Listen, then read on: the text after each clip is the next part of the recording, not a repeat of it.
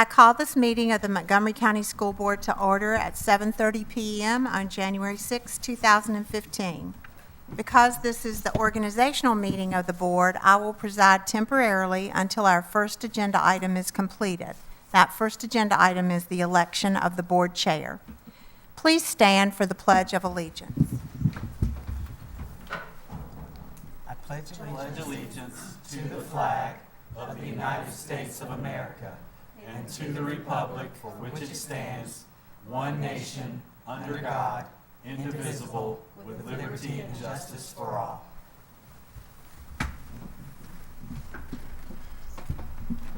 Our next item is the adoption of the agenda. Everyone has received the agenda via board docs. May I have a motion to adopt the agenda? So moved. Second. All those in favor? Aye. Any opposed?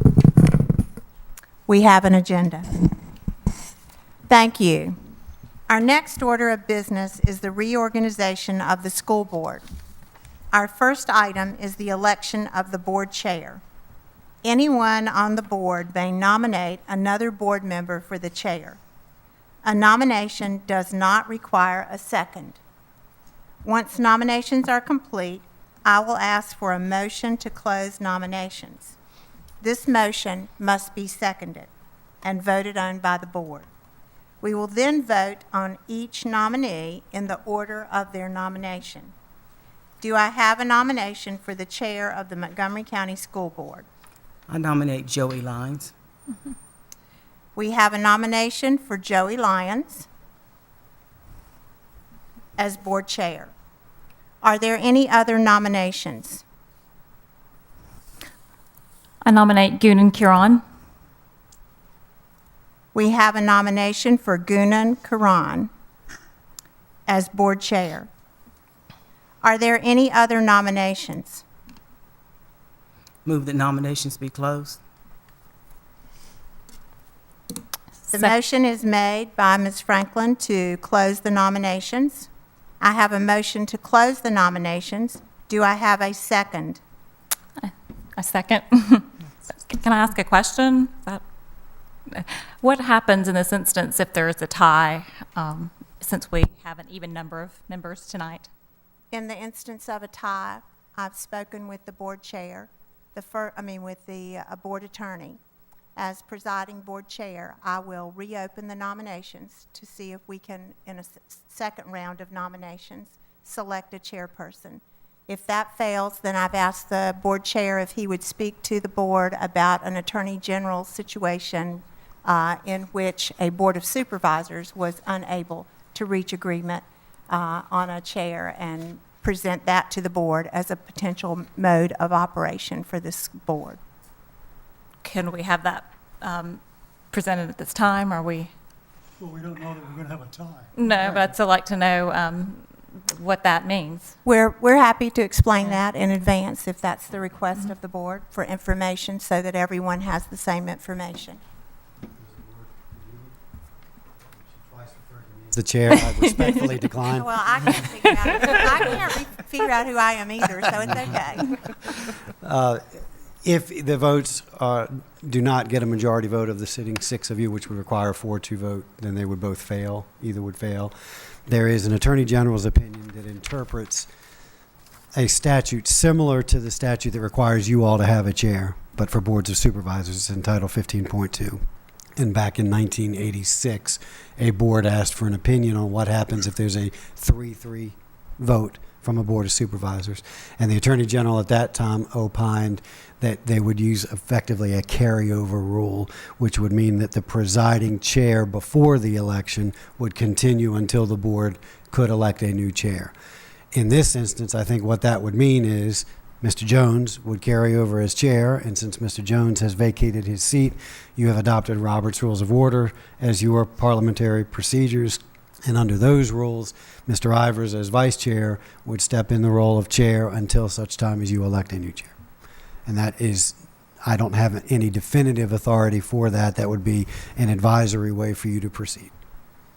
So But I would remind you that the statute in Virginia says that a chair shall be elected at your organizational meeting. So the mandate from the General Assembly is that you should leave this meeting tonight with a newly elected chair.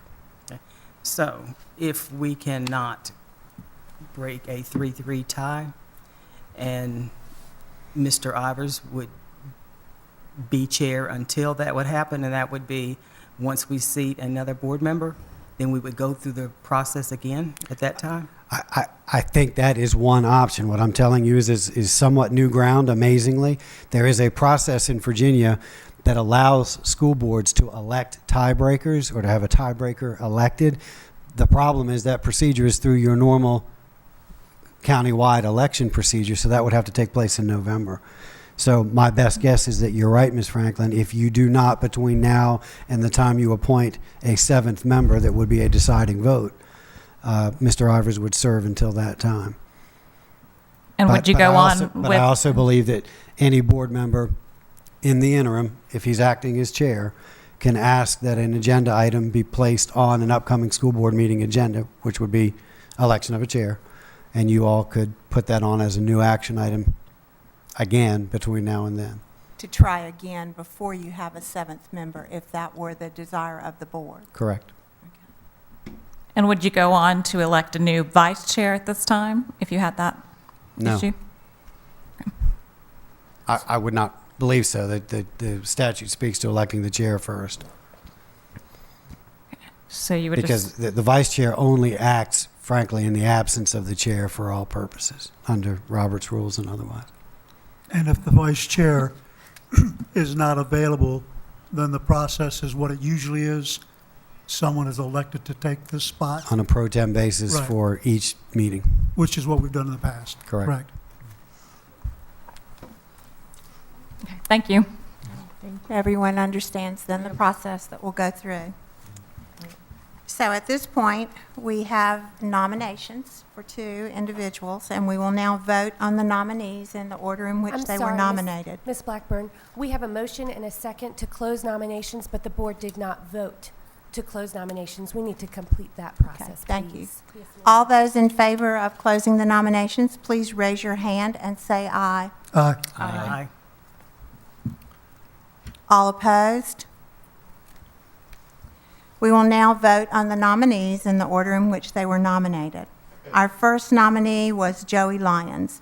All those in favor of Mr. Lyons for chair of the board, please raise your hand and say aye. Aye. Aye. All those opposed, please raise your hand.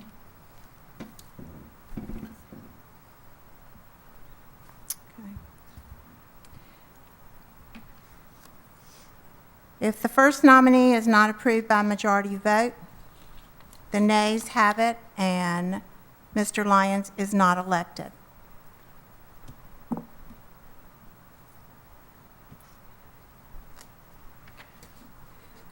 So now I have a second nominee. The nominee is Ms. Gunan Karan.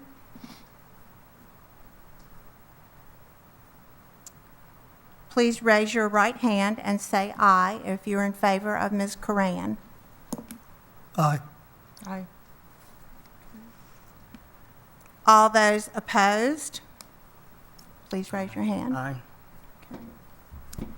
So nominations require a majority vote, and in this case, did not attain a majority vote or 4 votes for either of the nominees. By law, Section 22.1-71, the Code of Virginia, the first order of business at the organizational meeting is that the board shall elect one of its members as chair. As our first round of nominations and voting did not accomplish this requirement, I am reopening the nomination process to potentially select a chair. I nominate Joey Lyons. Do I have a nomination for the chair of the Montgomery County School Board? I nominate Joey Lyons. Thank you. So our first nomination is Joey Lyons. Are there any other nominations? I nominate it. I want to make this statement. We've gone through our obligatory votes. And now it's time that we look at this issue and we do some compromising. And we have a board member who I'd like to nominate to the Montgomery County School Board, and I think she's very bright. She's been very thoughtful when it comes to sensitive issues. She's thorough when she researches topics. She's willing to compromise. She would be an asset to the board. I nominate Goonan Kiernan. And again, let me emphasize the fact that I think we have already voted our obligatory votes, and now I think we ought to get down to brass tacks. Are there any other nominations? Move that nominations be closed. Motion is made, and the second, Ms. Bond. I have a motion and a second to close the nominations. All those in favor, please raise your hand and say aye. Aye. I, too, would like to make a few comments, if this is allowed. I've thought a lot about chair of the school board and what is the qualities that we need to have in our chair. And I know this is a very sensitive issue. It's very personal, and I think it's important for us to move forward in 2015. So I think that the most important characteristic of anyone to serve in this position is someone who will always remember that the most important concern of the board is to improve and enhance the teaching experience of all students in Montgomery Public Schools, Montgomery County Public Schools. And I think the chair should not engage in personal attacks on other school board members. I think the chair will come to board members informed concerning the issues under consideration. I think the chair will encourage individual board members, all of us, to express our opinion and establish an open dialogue with staff in the school system plus board members. I think the chair will be informed about current educational issues through study and going to VSBA and other opportunities that are offered to us. And I feel like the nomination of Ms. Karan is an excellent candidate for this position. She began her tenure last January, and even before that, attended the VSBA conference in November of 2014, and followed that by visiting every school in Montgomery County, not just in the strand that she represents, but she went to every school and got a tour by the principal at that school. And she followed that by going to the Capitol Conference in Richmond, going to the superintendent evaluation training. Throughout the year, she attended all kinds of events throughout the county. The Shawsville Middle School, Mustang Madness, the Auburn High School and Blacksburg High School graduation, the Margaret Beeks International Night. I could go on and on. She serves as an active member of the Education Foundation and a liaison to the Governor's School, which requires a lot of extra meetings. She comes to every board meeting prepared, and I just think that she would be an excellent candidate for our chair to move us forward and to bridge some of the gaps that we have between each other looking towards the future.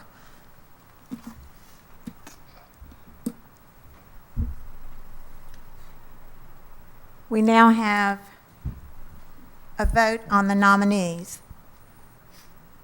Our first nominee was Mr. Lyons. All those in favor of Mr. Lyons for chair of the board, please raise your hand and say aye. Aye.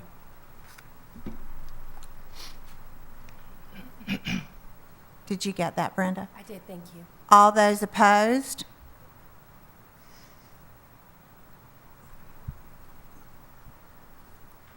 Okay, I didn't see 4 members, so we're moving on to the first nominee. If the first nominee is not approved by majority vote, the nays have it, and Mr. Lyons is not elected. Those in favor of Ms. Karan for chair of the board, please raise your right hand and say aye. Aye. Aye. All those opposed? Aye. Did you get it, Brenda? I did, Okay, thank you. thank you. Nominations require a majority vote. In neither case were 4 members of the vote, 4 board members voted for neither of the candidates for chair. At this point, then, based on the recommendation that we have from Mr. King, as the board attorney, I'm going to ask him to step to the podium and see if there is any question again about the process before we move forward.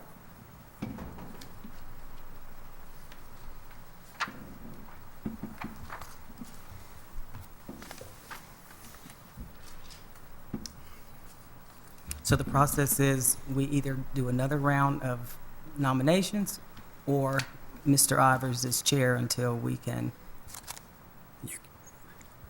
Yes, Like- but I would suggest that after 2 votes on the same candidates, it's probably, under Robert's rules, I think we've already probably strayed a little bit by allowing the same names to come back again, because under Robert's rules, only someone on the prevailing side can bring a question up for a calling a second time at the same meeting. And since there was no prevailing side on either candidate, I technically think that we probably already overstepped your own procedures by allowing that a second time. So yes, I would think right now, a holdover is probably your only option, unless you want to reopen the nominations for a name that has not yet been put on.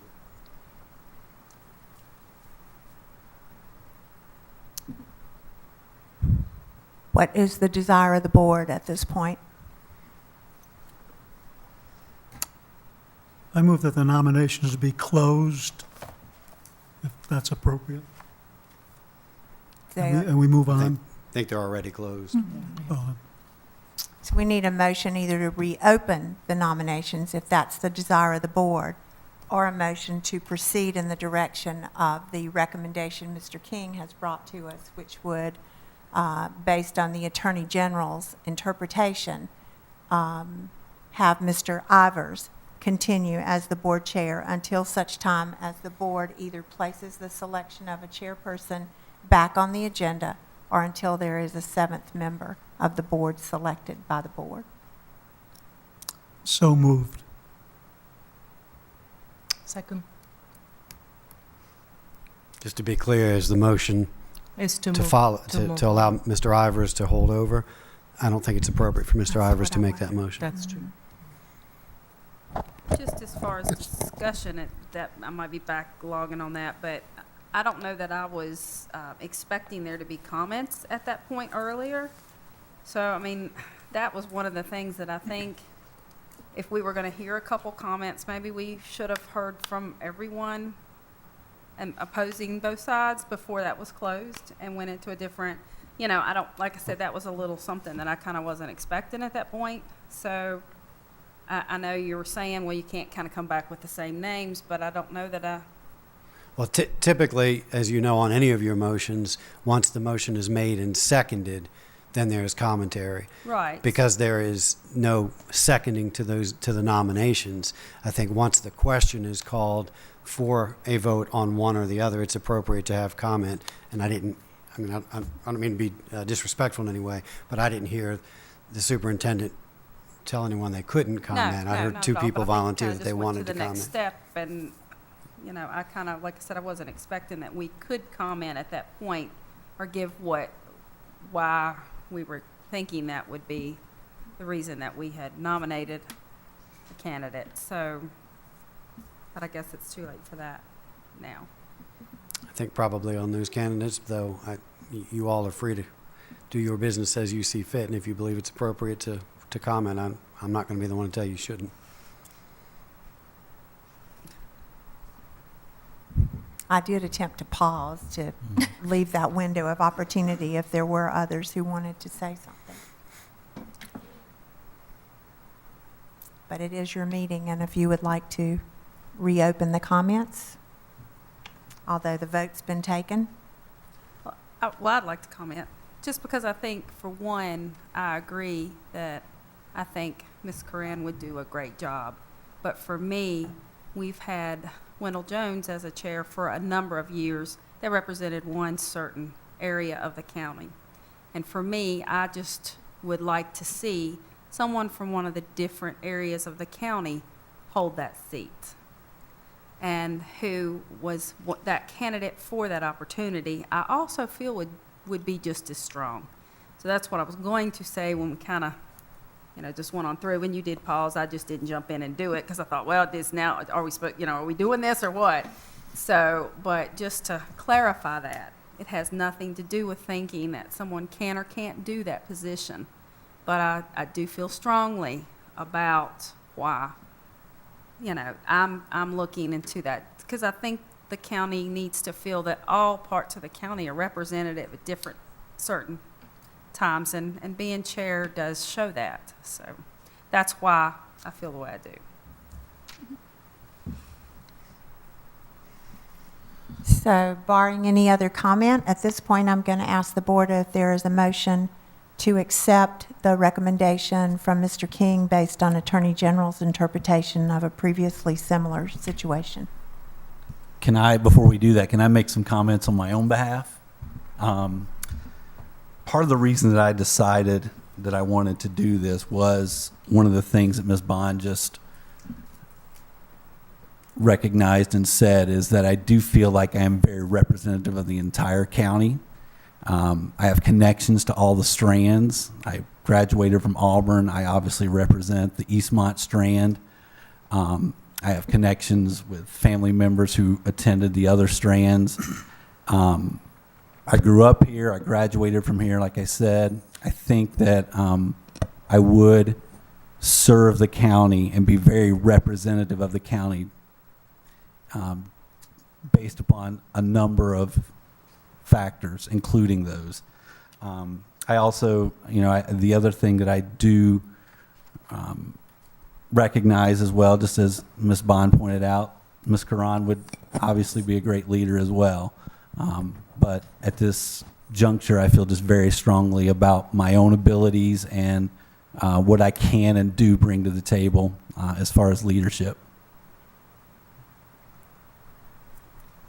Well, I guess I should say something now. Okay. I nominated Mr. Lyons because I do believe he would lead this board forward. One, he's not been here long enough to get caught up in some of the things that sometimes hold boards back. He is a lifelong resident of this county, which I believe is important. We're making some decisions at this time that will be affecting lots of people's lives, and having that experience of growing up here, understanding how people live or don't live here in this county, and also being a businessman and understanding how things operate at another level. I believe he can bring another perspective there. I don't necessarily believe that because someone is able to be in every school, attend all kinds of meetings, is something that qualifies them to be a board chair. Not everyone's schedule allows them to do that.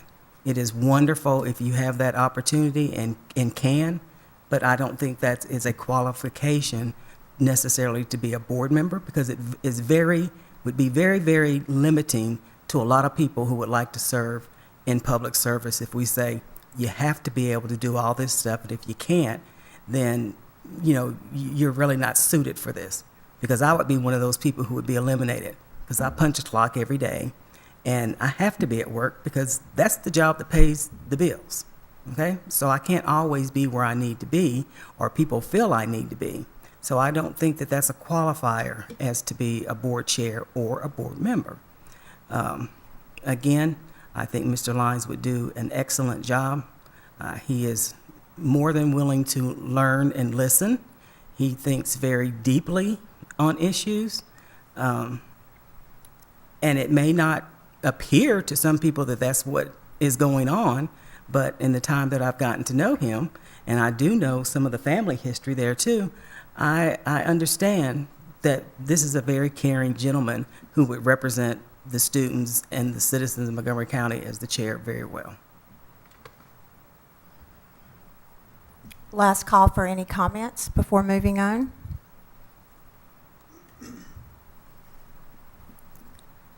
So at this point, I believe we're back to the point that we have a recommendation from the school board attorney, Mr. King, for a method for this board to proceed with the selection of a temporary chairperson. I'm looking for a motion to implement that recommendation. I make a motion that we follow Mr. King's recommendations. Do I have a second?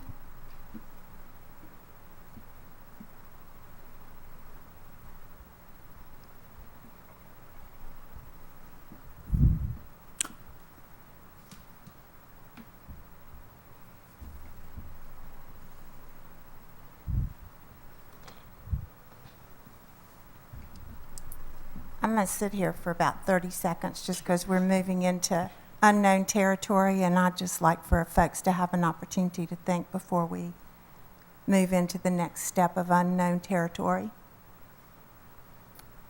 Looking for a second to a motion.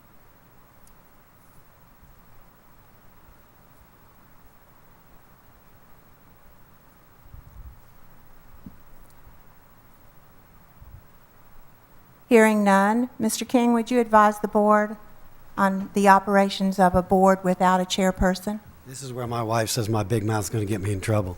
But Tech's playing basketball right now, if anybody wants to go listen to the game. I think your options right now are to have someone change a mind on a current candidate, nominate a second new candidate, have Mr. Ivers preside over this meeting, and then decide after that, or adjourn. Because I do not believe that you can conduct any business without being properly comprised, and if you do so, you would be violating your own policies. So again, I think what I just said was, if you want to, if someone is going to change a vote on a current nomination, make a new nomination, have Mr. Ivers preside at least for this meeting, which would leave the question of chairmanship for the next meeting, or adjourn. Well, in one of your countings, you said change your mind on the current nominations, but earlier you said that was a bad deal. As superintendent just advised, we're sort of in new territory. What I said before was, when she reopened the nominations before, quite frankly, I had not been explicit with her. What I had meant by that was reopen the nominations for a new name, because the votes already would have failed. But because there were some comments, and I thought maybe there was some adjusting going on, and someone would have maybe changed at that point, I didn't stand up and say anything. But if it's the will of the board that someone wants to change his or her mind so that we can have a chair and move on, I don't know that that's improper at this point, because twice you have defeated votes and you are without a leader at this point. Would the process to do that be that someone move to reopen the nomination? I think so. Thank you.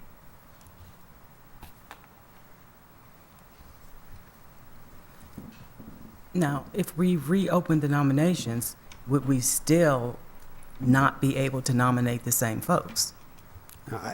As I've suggested just now, I think the first round was your original salvo, your original shot over the bow. The second one I was anticipating might be a third name coming to the surface. And when that didn't happen, that's when I said, in retrospect, I would not have expected the same names to come up that immediately. But now you've had a full conversation about where you are as a board. You've heard the options about what else is available to you. So again, if there is a change of heart, I mean, otherwise I don't know that it does us any good to keep putting the same two names up and keep voting 3-3 until midnight. And I don't know, frankly, how you telegraph that unless someone says, I'm willing to change. There are tremendous tricks in the halls of Congress for getting that done, but I don't go there, so I don't know.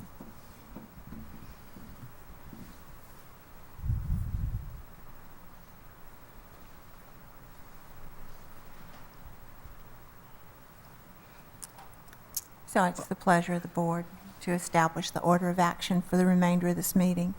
When I'm willing to change my vote, because this is really nonsense, and we really have to keep going and make this board work and move forward. We already had a, for me, not cooperative or not functional whole year since we got elected, because half of the time, we didn't have a chair, or we had, Mr. Ivers stepping in. We had to wait, and we couldn't get done for certain things that we need to be done, and, I know I can do it, but I really don't want to sit here 3-3. And since we are not letting Mr. Ivor continue to the seventh person on board, so I'm willing to let Joey, and I support Joey. So the question on the floor remains, is there someone who would like to move to reopen the nominations? So moved. Second.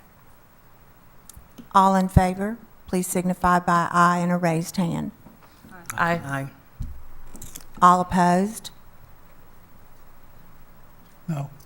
So we have 4. So the nominations are now open.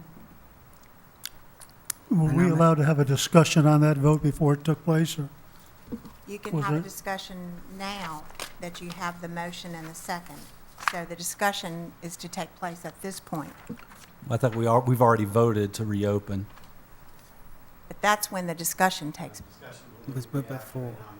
after a nomination is made. Okay. Thank you. I appreciate that clarification. I'm sitting in this chair way too long.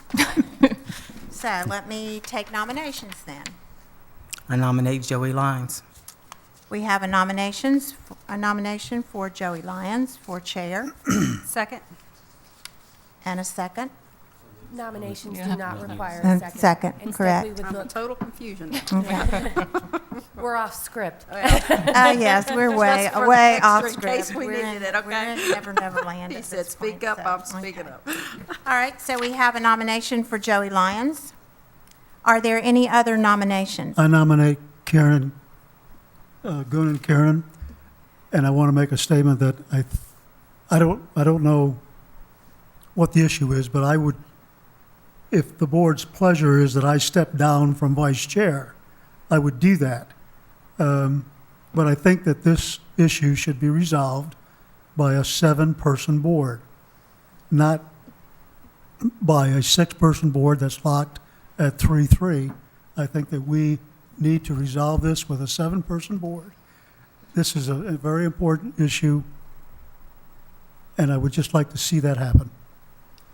If I could piggyback on that comment, I disagree a little bit because the 7-person really doesn't know either candidate. So it's just a vote for whimsical, and that's not what I'm looking for. And so that's why I disagree with that. Are there any other nominations? Move that nominations be closed. We will now vote on the nominees. We need a second for that Oh, motion. sorry. Yeah. A second to close the nominations, Second. please. All in favor? Aye. Any opposed? Opposed? We will now vote on the nominees. Our first nominee was Joey Lyons. All those in favor of Joey Lyons for chair of the board, please raise your hand and say aye. Aye.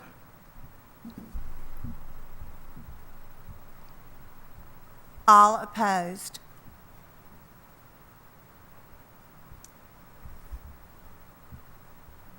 Nominations require a majority vote.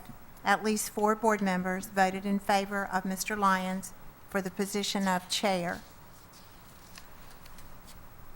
We need to take just a few moments. Okay.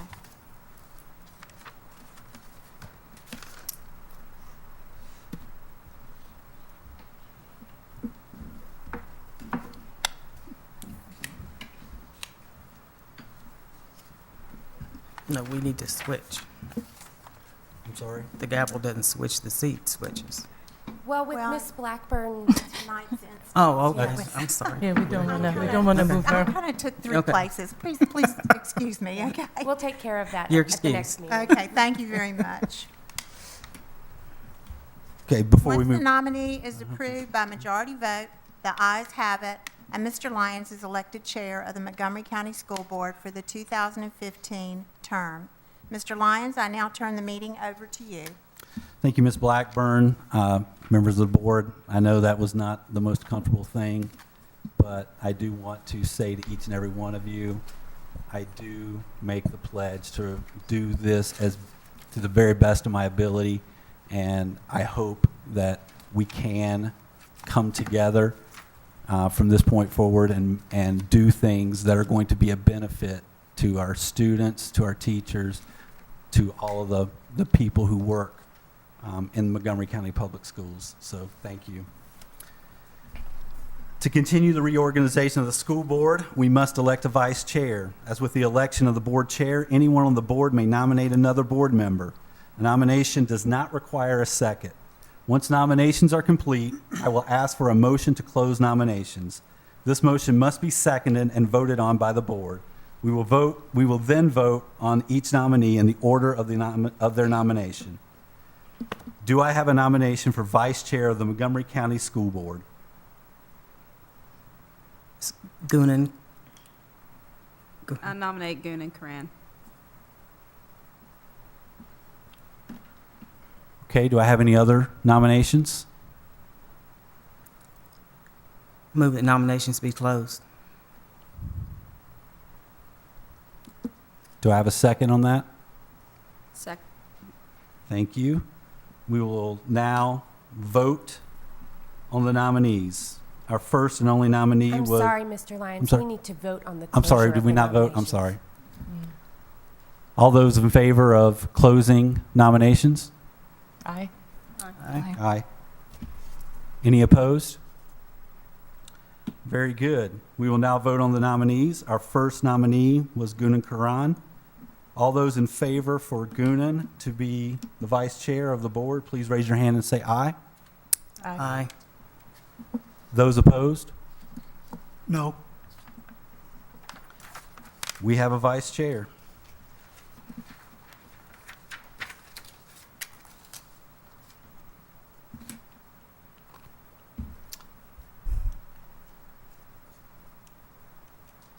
Our next order of business is to appoint the clerk and deputy clerks. I need a motion to appoint Brenda Drake as the clerk of the board.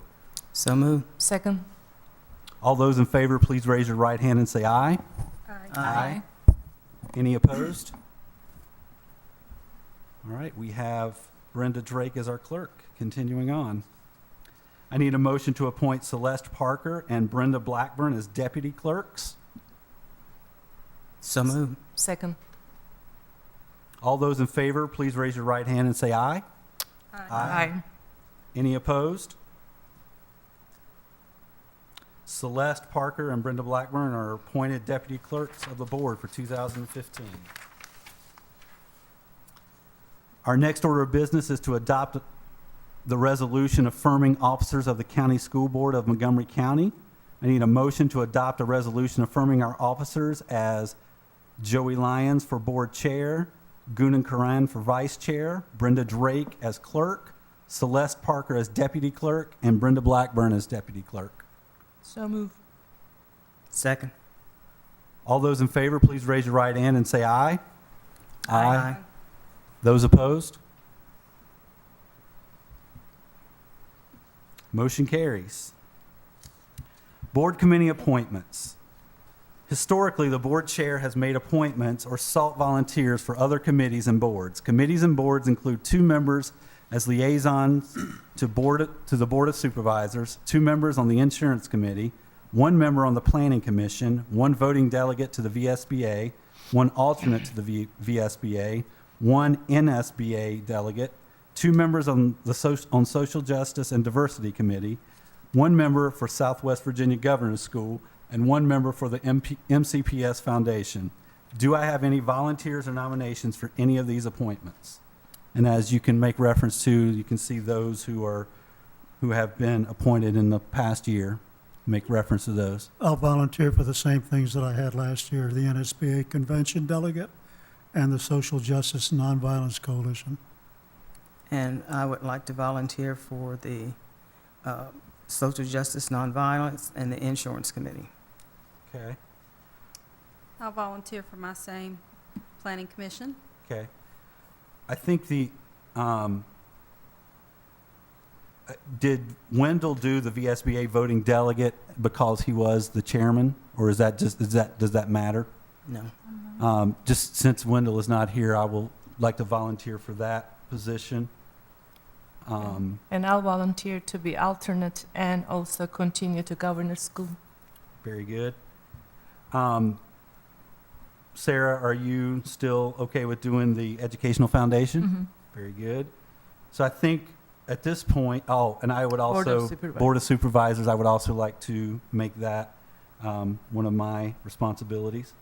Well, those are already established as the chair and vice chair. Those are, for sure? Okay, Yes. so that will be myself and Ms. Karan.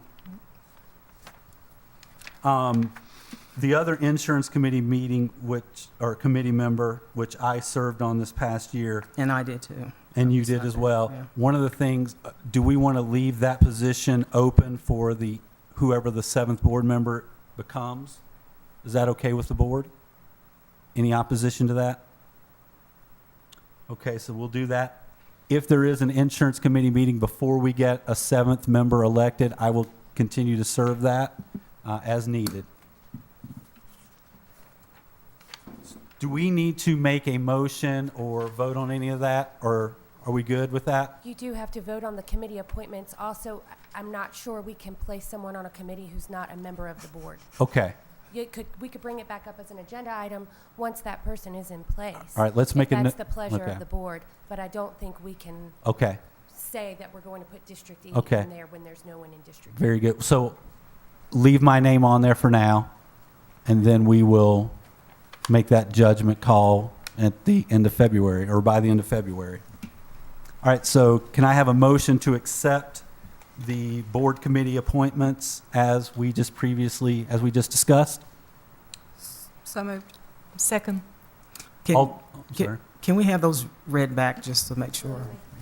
For Board of Supervisors Liaison, I have Joey Lyons and Gunan Karan.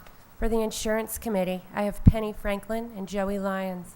For the Planning Commission, I have Jamie Bond. For the VSBA Voting Delegate, I have Joey Lyons. For the VSBA Alternate, I have Gunan Karan. For the NSBA Convention Delegate, I have Joe Ivers. For the Social Justice and Nonviolence Coalition, I have Penny Franklin and Joe Ivers. For Southwest Virginia Governor's School, I have Gunan Karan. And for the MCPS Educational Foundation, I have Sarah Woolsey.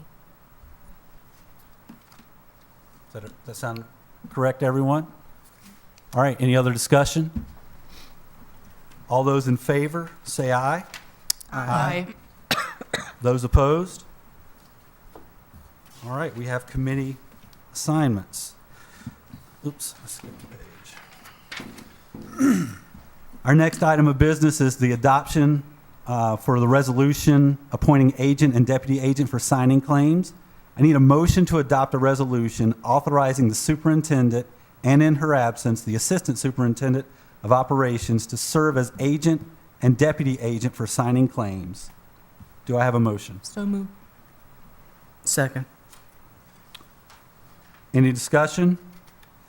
All those in favor, raise your hand and say aye. Aye. Any opposed? Motion carries. Our next item of business is the appointment of superintendent designees. I need a motion to appoint the superintendent's designees to sign on behalf of the superintendent when she is out of the office.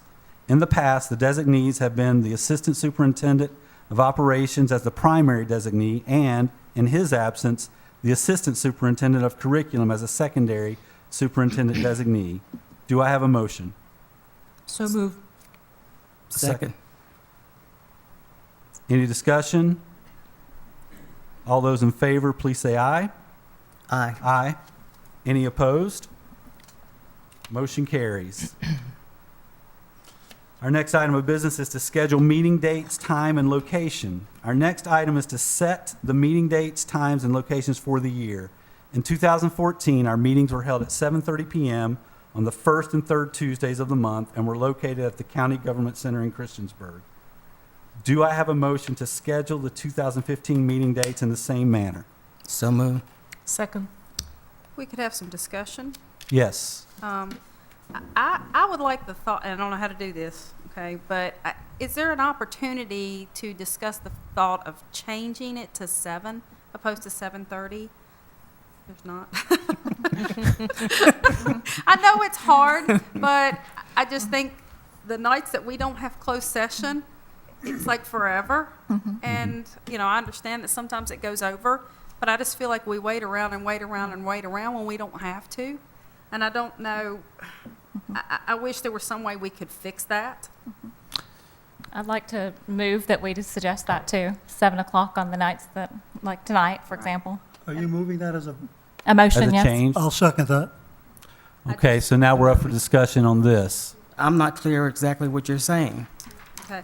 I'm just asking if the meeting, instead of being 7:30, could be 7, because I just think, from what I hear from the public, 7:30 is so late for people to come back out with students that want to speak, or when they want to bring kids and things like that, and just stay, and it's like so late for them to have to stay, and I've just heard so much kind of comment on that. I know it makes it hard, and maybe that's something we can think when on closed session, to not have to get here any earlier when we have that, but to change public address, I mean, not public address, but public meeting time from 7:30 to 7. Doesn't Board of So- Supervisors start at 7? I think they do. 7:15. 7:15, or even 7:15. It just, 7:30 is so late. And like I said, I've heard so much parents and family members that just say, why is it so late? You go home and get settled, then you got to come back out at 7:30, and it makes it so much harder. So, I don't think that, I think the scheduling is the problem. It's not, I think 7 o'clock would be good, but what happens is when we have several issues during closed session, I don't know who was in charge of that, but the time span is, we usually have plenty of time, more than plenty of time. Right. And you're absolutely right, we're standing around waiting anywhere from 10 to 20, sometimes 30 minutes. So I think if we move it to 7 o'clock, which is what the motion was, and then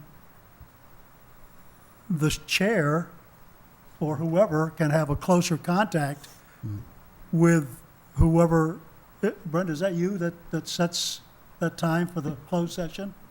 We all do it together. Basically, I do it in concert with the folks who might bring student cases, or with attorney and the chair, based on what things need to come to the board's attention in closed session. Okay, so maybe we can pay more attention to that side of it and make sure that we're not here waiting around.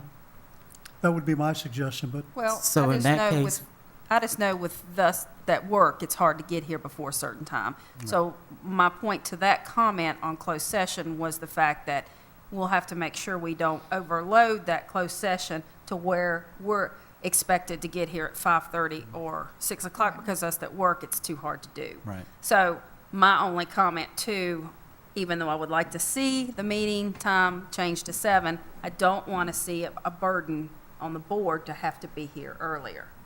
That's, you know, like I said, whether it be 7:15, if 7:15 is the case, I just think 7:30 is extremely late. No meetings start that late, and it's, Yes, they do. where?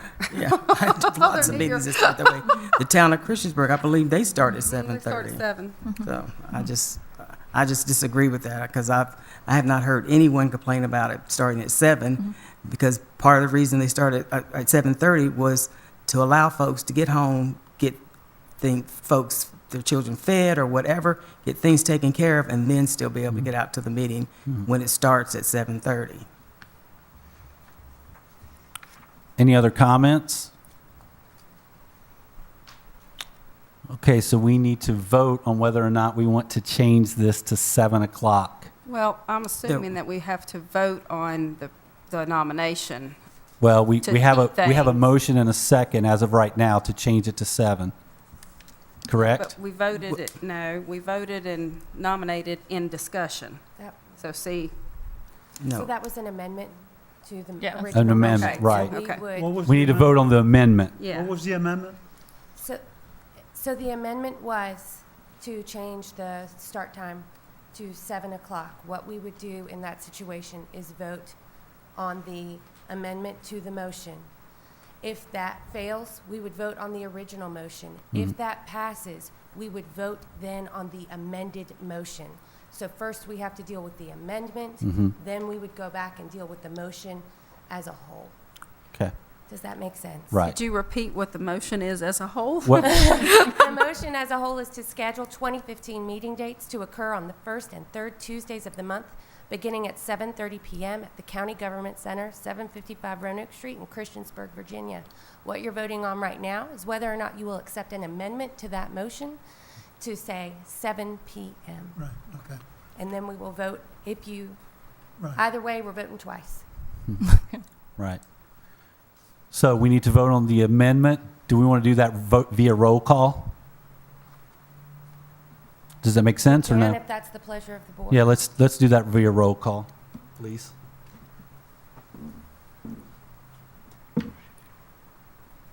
I pulled that up so I have a list.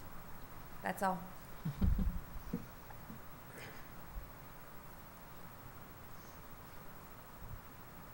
Ms. Bond, Yes. Ms. Franklin, No. Mr. Ivers, Yes, Ms. Karan, Yes. Ms. Woolsey, Yes. Mr. Lyons. Yes.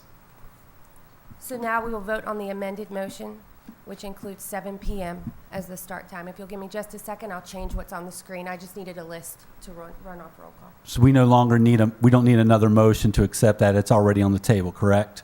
Correct. We So all we need accepted to the do is amendment vote. to the motion. Okay.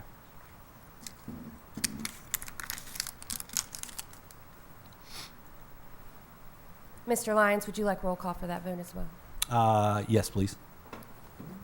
Ms. Bond, Yes. Ms. Franklin, No. Mr. Ivers, yes, Ms. Karan, Yes. Ms. Woolsey, Yes. Mr. Lyons. Yes.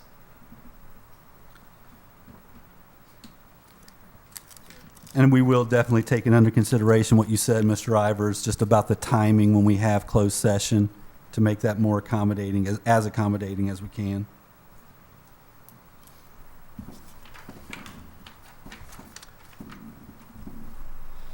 Next item of business is the adoption of hiring practice resolution. Do I have a motion to adopt the hiring practices resolution approved by the board in 1992 and adopted annually since that time?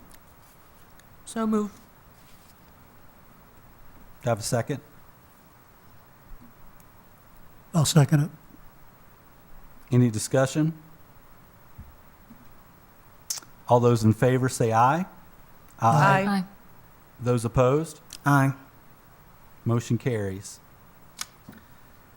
Adoption of board procedures, code of ethics, and standards of conduct. Annually, the school board revisits the board procedures, standards of conduct, and code of ethics as noted in policy 1-1.6. Do I have a motion to reaffirm this policy? So move. Second, Any discussion? Just like, I have a question, and I apologize for not looking in detail on this, but I did in the past, and just want to confirm. Is there anything in here that discusses anything about board members shall try their best to attend as a majority of the meetings or attendance of any sort, details like that? I'm not aware of anything. Maybe you could speak to that? Yes, sir. I don't have it in front of me, and I'm glad to pull it up and reread it with you all, but I know that the intent of it when it was first passed some years back, Ms. Franklin, if you'll help me with my memory, I haven't been that far. was, I'm sorry? I said I haven't been here since '92. Well, but we revisited a fair amount of it. It precedes me as well. But I remember being advised that the board that originally adopted it because meetings were going until the middle of the night, literally, till 2 or 3 or 3 in the morning. And so the spirit of it was to make sure that there was language that said folk will come prepared for the meetings, prepared for the discussion, et cetera. And I would think implicit in that is being here and being prepared means you're here. the only reference to time is the But 11:30.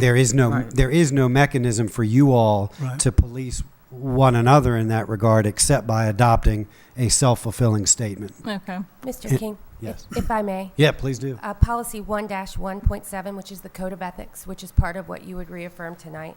Item 3 in that states, I'm going to skip a sentence in it, school board members shall attend all regularly scheduled meetings of the school board or committees to which they have been assigned, resigning whenever personal circumstances preclude regular attendance. School board members should make a conscientious effort to be well prepared for each meeting. That is item number 3 in the Code of Ethics that you would be reaffirming with this piece of the agenda. Okay. And I don't want to belabor it, but all that is your individual promises to your colleagues that you will abide by that because you all separately don't have an enforcement ability. Right. Okay. Does that satisfy what you were asking for, Mr. Woosley? Very good. So we have a motion and a second. Any other discussion? All those in favor, please say aye. Aye. Aye. Any opposed? Motion carries. Our next item is to appoint the appointment of Blue Ridge ETV representative. Annually, the board appoints a person to serve as the Blue Ridge Educational Television representative for Montgomery County Schools. In 2014, the supervisor of social science and character education served in this role. Do I have a motion for a Blue Ridge Education Television representative? So move. Second. Any discussion? All those in favor say aye. Aye. Aye. Any opposed? Motion carries. Reaffirmation of mission, vision, and priority objectives. Annually, the school board reaffirms policy 1-1.5, which states the mission, vision, and priority objectives of the school division. The mission, vision, and core values were updated in June 2014. A revised policy 1.1-1.5 will be brought back to the board on January 20th to reflect new mission and vision. So we are not doing that tonight. Is that correct? Just want to make sure. Okay. Reaffirmation of school board protocols. The school board initially affirmed protocols in 1998. Do I have a motion to reaffirm these protocols? So move. Second. Any discussion? All those in favor, please say aye. Aye. Any opposed? Motion carries. Adoption of resolution authorizing the superintendent to settle claims against the school board. I need a motion to approve the resolution granting authority to the division superintendent to authorize settlement of claims against the school board. So move. Have a second? Second. Any discussion?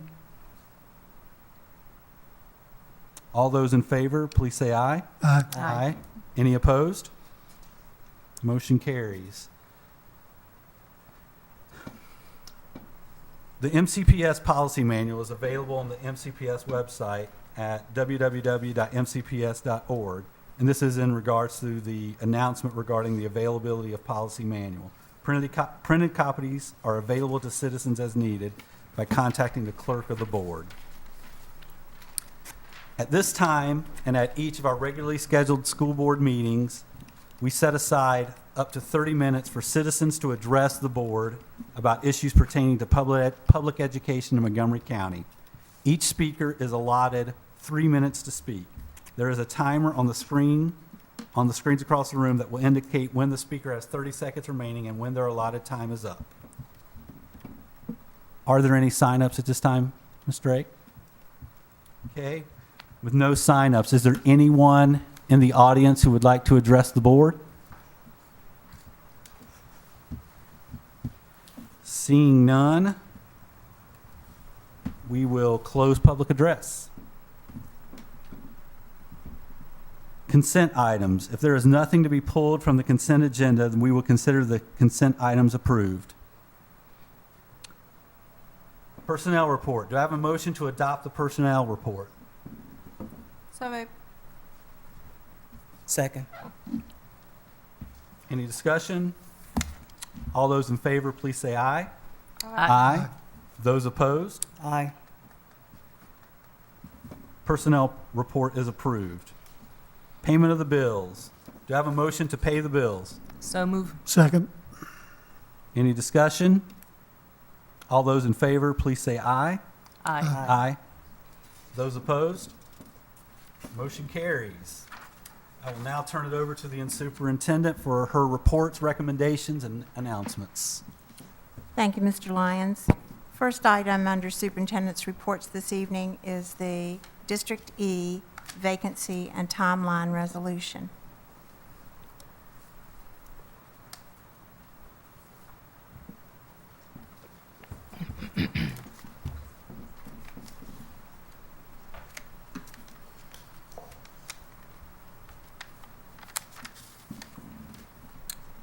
As you know, Mr. Jones, District E, tendered his resignation effective December 31st, 2014.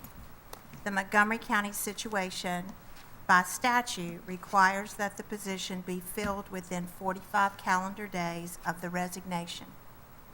For your consideration, I have provided a possible timeline for the process. It is based on past practice of Montgomery County Public Schools school boards, and therefore it is a historically based framework.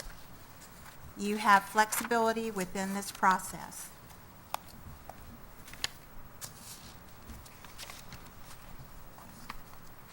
You are required to fill the vacancy in 45 days, with the latest possible date for that to be accomplished as February 14th. You are required, if you have interviews, that they be conducted at a public meeting. It is optional, everything else that I've put before you. You may remove pieces, you may compress the plan. Your direction is needed so that I may move your process forward to assist you in meeting the mandatory deadline of February 14th. Do I have a motion to approve the resolution and timeline prepared by the administration? So move. Do I have a second? Second. Okay. Do I have some discussion? Yes. The date of February 12th for a special meeting, what time would that meeting be held? As it's a special meeting, it would be set by the board. Okay, because I will be traveling that day, and in February, we don't know how the weather could be. So I would ask that we might be able to do that on the 13th, say at like at 12 o'clock. We've done that before, come in, do a special meeting, take a vote and be done. I'm just wondering if it's so close to the 14th, are we in danger of not getting a decision made by the 14th? And is that, Will the candidates need to be present at that meeting? well, no, I guess No. there's many days before that we'll have an idea if we're Right. not going to meet Okay. the 14th, the deadline. Okay. By appoint, is that the day that it's voted on, or is that the day it's appointed? Some dates The appointment voted on. It can be appointed, it can be voted on at any time prior to that, but must be appointed no later than the 14th, which is the 45th day. Is that correct, Brenda? Correct. If the board approves this timeline as presented, then that would be the date that you would elect it. But Ms. Blackburn is right, you can vote at any point as long as it's within that 45 days. Is there any way that we can speed up the process at all, or I think we're pretty much up against it at this point, aren't we? Well, actually, if we do the public hearing on the 3rd, then we still have the 4th, 5th, and 6th of that week that we could still do the appointment. The public hearing will be the time where we actually do the interviews, correct? If I may, just an answer to sort of all of the questions that are being posed at the moment. None of this that you're looking at right now is required by law. Okay. This board historically has chosen to infuse this much process so that it's transparent and so the community can be fully involved. Okay.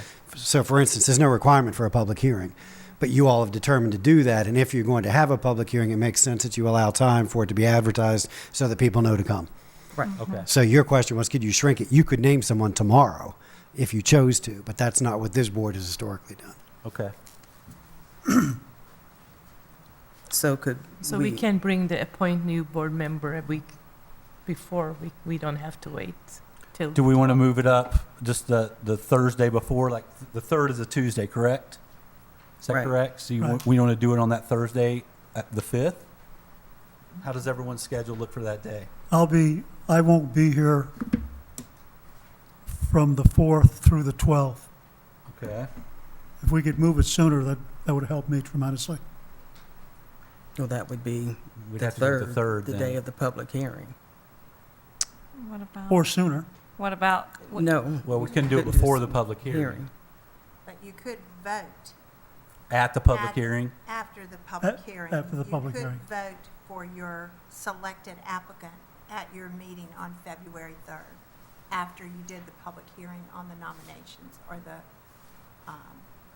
I mean, it doesn't give you a chance to walk away Hear from from here and public. process, Right. but you would have had opportunity before that to review the letters of interest, to interview the candidates, and that would be your last opportunity to But hear then from the there's- public about candidates. Then is there a point having public hearing if we're not? No, there's gonna- no requirement. That, Exactly. what, Yeah, if we're not going to hear from what public thinks, if we decide on the same day that we hear public, then there's no point hearing public.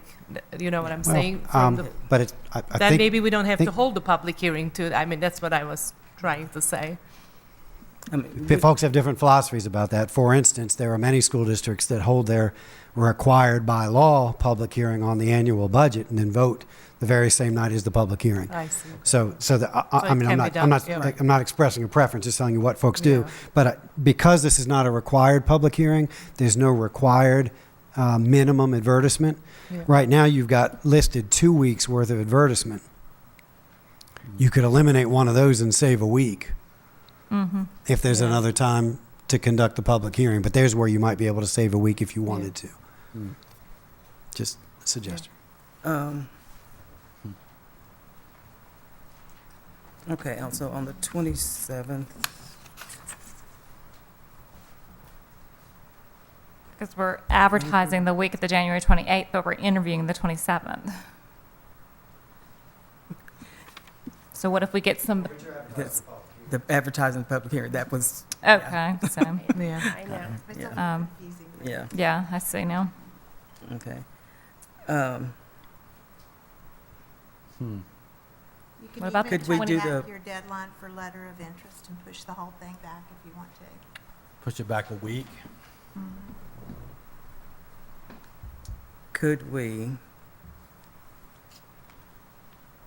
let's see, interview the candidates on the 7th, do the public hearing on the 29th, and that would give us time at our regular meeting on the 3rd to do the appointment. So let me see if I follow you. You'd like to interview the candidates when? On the 27th, as we've scheduled, Okay. do the public hearing on the 29th, and then appoint on the 3rd. Is there anything already scheduled for the board on the 29th? We don't have anything scheduled for the board. We obviously can't guarantee this room, but we would find a location where we could hold the meeting if Okay. this room was not available. And that's for the public hearing? Or no, I'm sorry. For the Yeah. public hearing Yeah. on the 29th? And then appointment will be on the February 3rd. Is everybody going to be in town on the 3rd? Yes.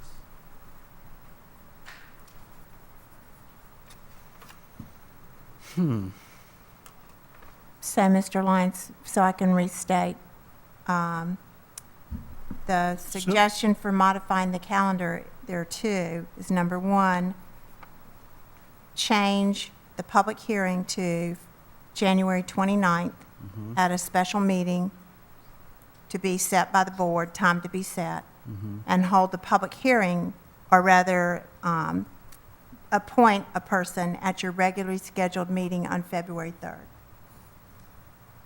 And those are the only two changes that we would need to make. Does that sound right? I'm okay with that. Just to recap, what was the 27th? What were we doing? That's our budget. Interview candidates. Okay, that's what I was Interview thinking. candidates. It's already a special meeting. Right. That's our budget meeting. So it'll be, So we do that before the meeting? that's or- at the board's pleasure. You can do your business and then do your interviews, or you can do your interviews and then do your business. Okay. Okay, we typically look at, I've done this 3 times, so typically, we've interviewed before the board meeting. That's fine. And we can just do that Okay. before, I'm And you fine did with that that. publicly? before the, We right. do Right the here. interview Publicly. process publicly. Okay. I'm confused. I'm sorry, Ms. Franklin, were you asking for the interview to be held before the budget work session that's scheduled Okay, for there that you go. evening? Yes. Okay, thank you. I'm No, having no, trouble keeping up I was tonight. just saying that's what we have done, okay? So we would be starting all these meetings at 7 at this point, correct? That's when we would start the interview process? Is that what we're saying? That's up to the board. You Okay. can advance that to an earlier start time if it is agreeable to the board. I'm sorry, I need to speak for just a moment. Currently, the board adopted a budget planning calendar. That budget planning calendar set the meeting on January 27th for 7 PM already. Okay, So the meeting time currently is set for 7 PM. okay. But it can be changed. Absolutely, at the Okay. pleasure of the board, certainly. Just a question, maybe you can answer this, Ms. Franklin. What has been in the past when we've had these situations, the amount of applications that we've received and number of interviews we've actually conducted in a situation like this? I have seen as many as 5 and as few as 2. Okay. Have we received any to this date? No. We have not advertised for letters of interest. We have had several phone calls. I am so sorry. I did not ask if it was okay for me. Sure. Sure. Sorry. We have had several phone calls. Anyone who has called my office has been told that the board has not yet approved a way of moving forward, and that Okay. until that was done, I could not advise them. Okay. So you haven't approved what you wanted to have happen. As a result, I couldn't tell people how to move forward. I am expecting phone calls tomorrow. I don't know if that'll happen, but I've asked everybody to call me back after tonight's meeting so that I could advise them on how to proceed.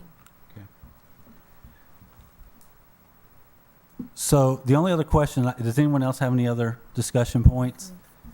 The other thing that I wanted to clarify a little bit was something that Ms. Blackburn, you called us about earlier, and that was the need for it to be someone who actually lives or votes in District E. That's not required. It's not required, but that's something that we as a board have made a part. I think you said that it was a part of the resolution. Is it on the resolution? I'm just overlooking it, or is it just a part of the advertisement It's in letter? that advertisement, I know. Okay. And we're all okay with that? I just wanted to make sure that we brought that to our attention, because that was something that was a point of contention in the past meetings.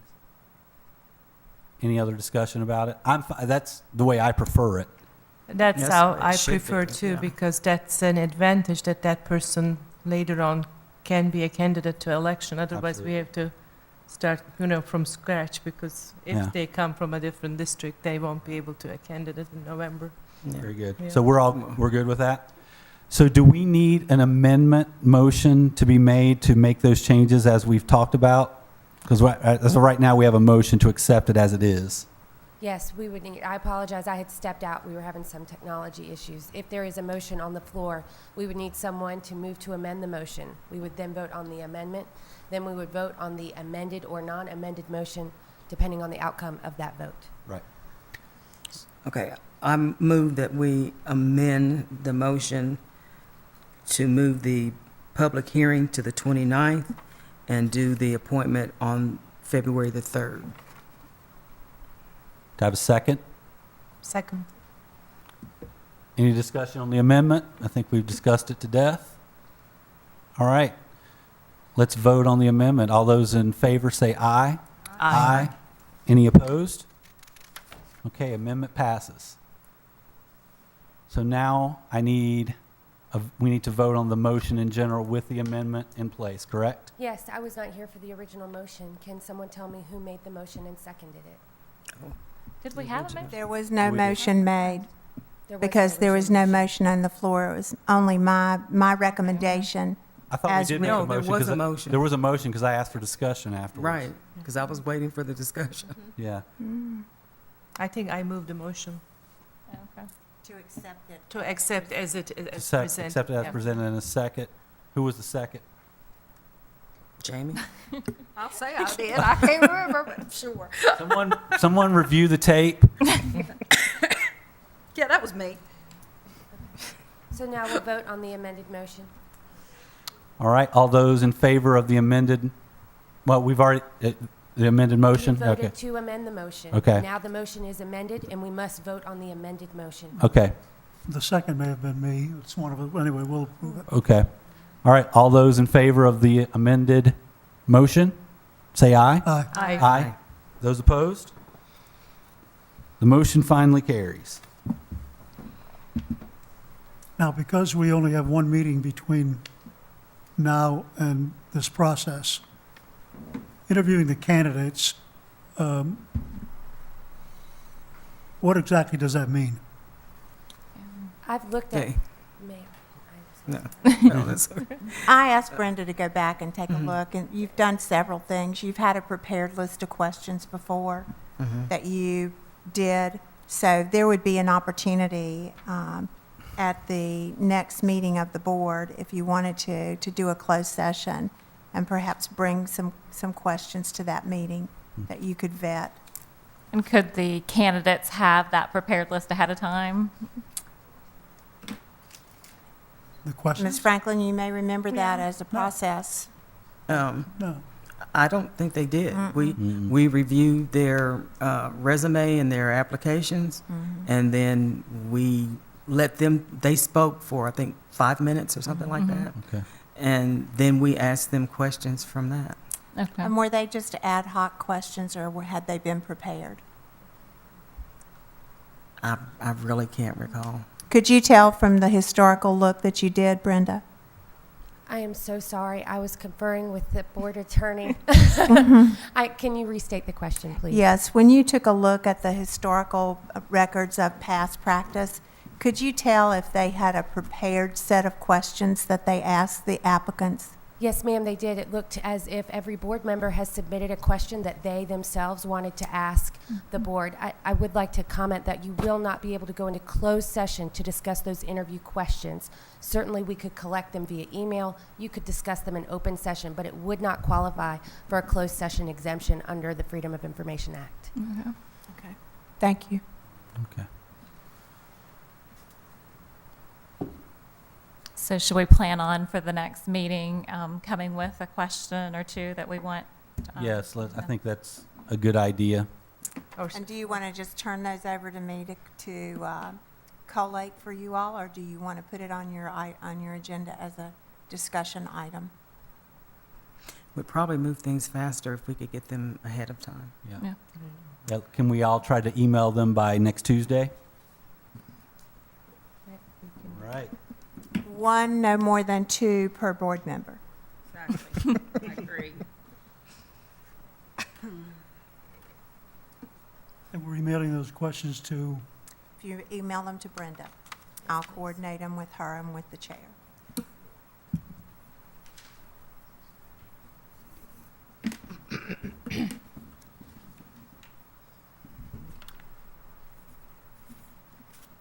Okay, we still need to vote. So all those in favor of approving the amended motion?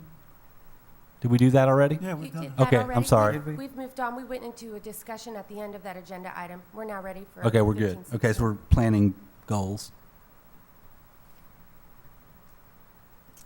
So we're finished?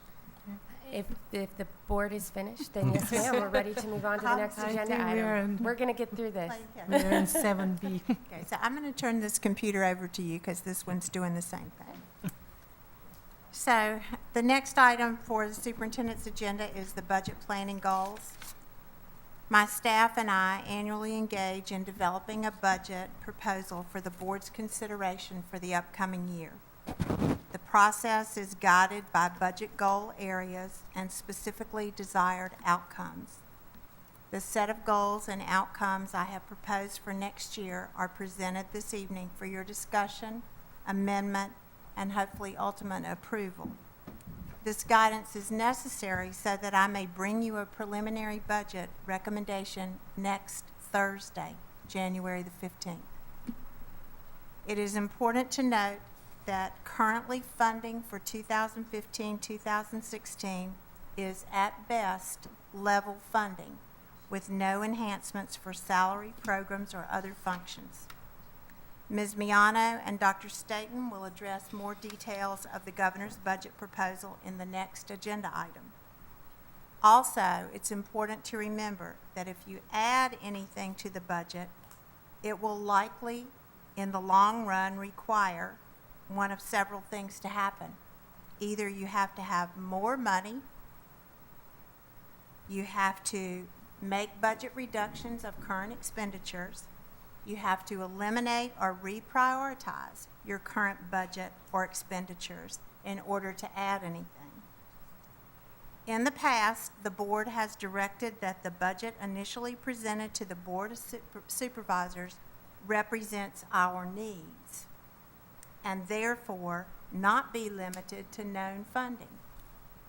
What is the board's position on this past practice related to budget development for 2015-2016?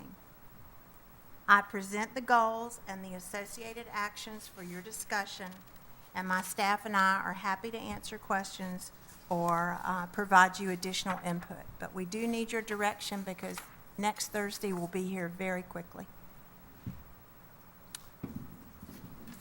Do I have a motion to approve the 2015-2016 budget planning goals as presented? So moved. Second. Okay, do we want to discuss any of this? Any changes, additions? I have a couple of comments and a concern, concerns, however you want to take them. With item 5, increasing the percentage of exposure to classroom teaching, I have some concerns with how that has been accomplished in past years with rescheduling of middle school and rescheduling of high school. And what I am seeing, we're going to get some surveys. They're going to tell us, give us a broader picture of what's actually, how folks are feeling about it. But comments and things that I have seen from teachers is some of them are exhausted because they don't have enough planning time to do the work that they need to do. And that was something we fought for many years, to make sure that our teachers were able to collaborate with each other. Now, time where they would be collaborating, they're doing other duties, or they're having to meet with parents to do conferencing. So I have some concerns about how we go about doing that. And then also, as I was thinking about going into this process again, I remembered last year, I know that I had a concern about the process in general and the level that the board was involved. And if this is where we're going to be, if we're going to be going through that same process, I'm not going to be voting to approve this budget because I don't believe that the board involvement is deep enough for the times that we're going through right now. And prime example of what happened with that was when we approved, when a budget was approved, and there were 3 individuals who put their heads together and said, we can do this a different way and keep our positions. And we had folks who were going to lose parts of their pension, I believe, who had been with the district for, I think, a couple of decades. And there were some huge impacts that were going to happen with that. And because these folks said, oh, wait a minute, let us talk to you about, let's doing it this way. And that was presented to us as a board, and we said, oh, okay, yeah, let's do that. And we approved that. And we saved those people a lot of heartache that was going to happen because we had approved something else. Because no one had gone to people at that level to say, what do you think about how we can do this? And I think that needs to happen. I think the voices, because it happens on my job all the time. Things get done, and then when it hits the floor, it makes your life a whole lot harder, or the results sometimes impact people drastically because you didn't ask. So that's where I'm at with the budget process this year. So if we're going to be doing the same old, I'm not going to be voting to approve any budget. So just a point of clarification for me, are you asking for more participation from employees to address us, like in the situation that you gave? I know that, are you asking for more of that and also just more overall input? Yeah. So just clarification for Right, me. yeah. If the superintendent is going to be preparing a budget and, I'm not exactly sure what the process will be, but I know how it has been explained to me in the past. Administrators of the buildings, principals are told, you need to cut this much out of your budget. Where can you cut it? And then they make the decisions. They may consult with some people in their building, and then that comes back to the superintendent and her staff, and they figure things out from there. So if that's the process that we're still continuing with, and we're not involving more people's voices in what's actually going to be cut and how it's going to affect things, then I have a problem with that.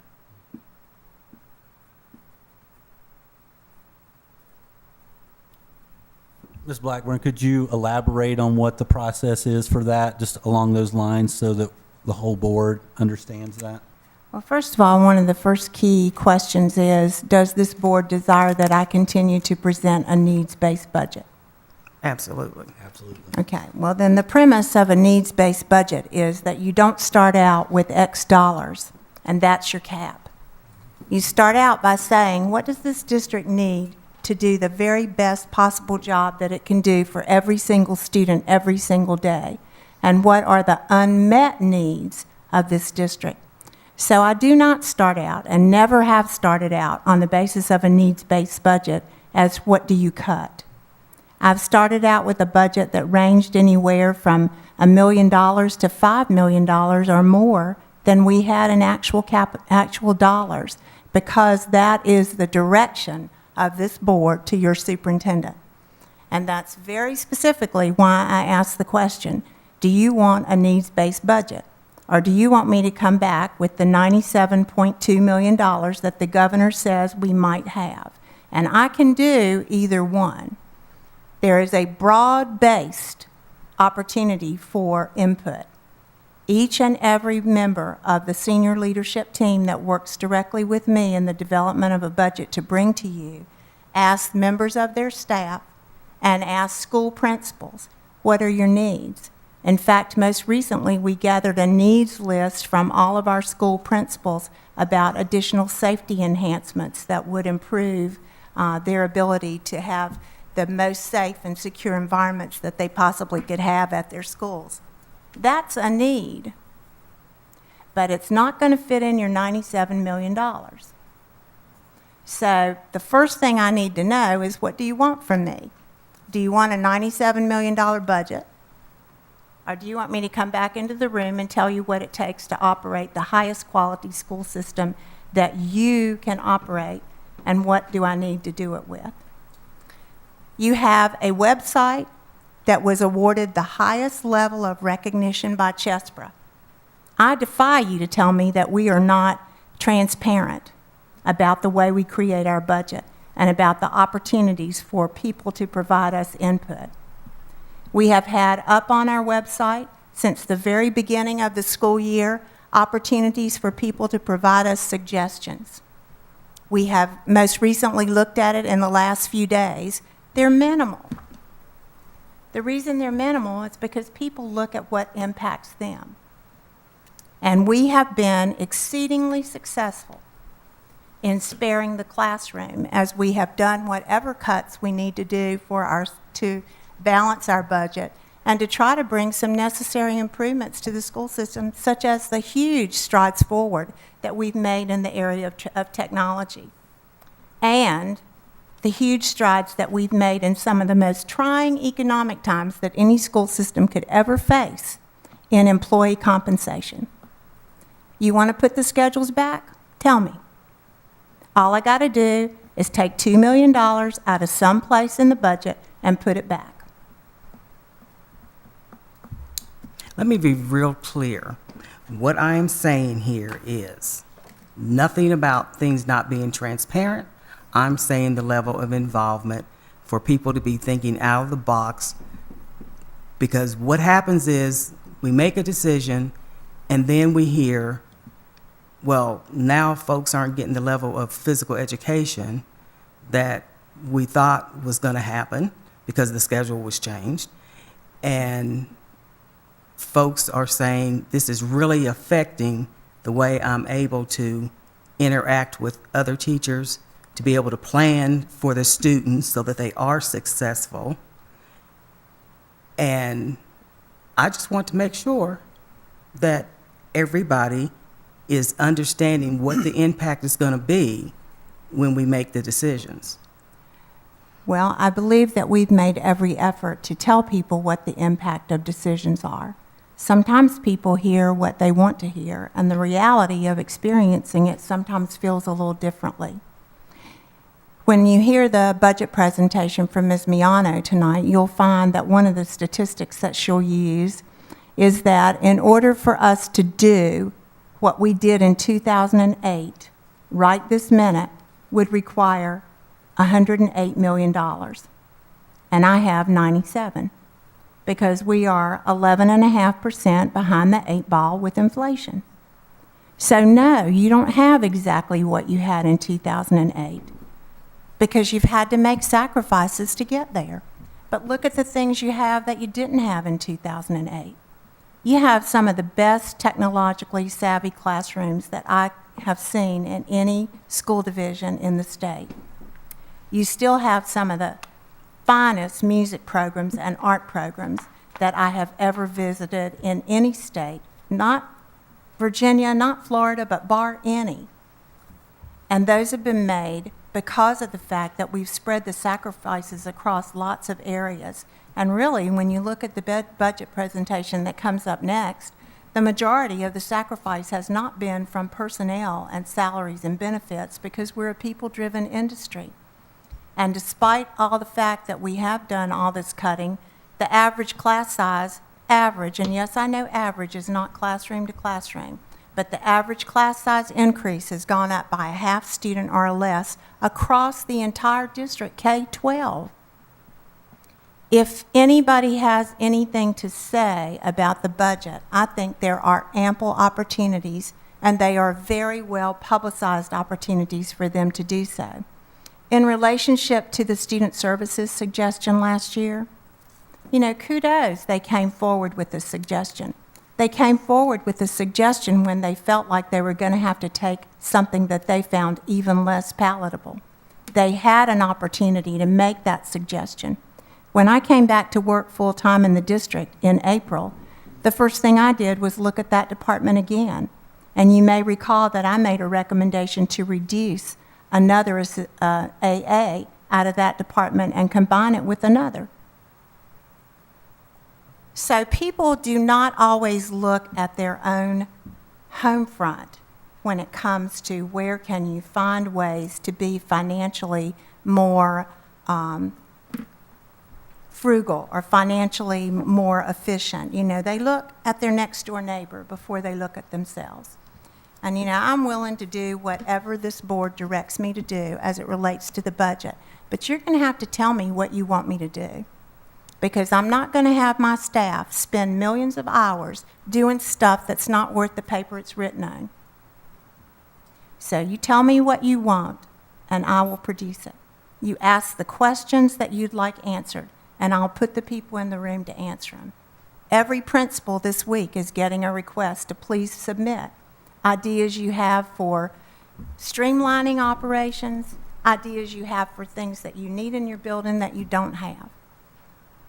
I believe that I have tried to respond to your request to provide more information within the budgeting process that you have.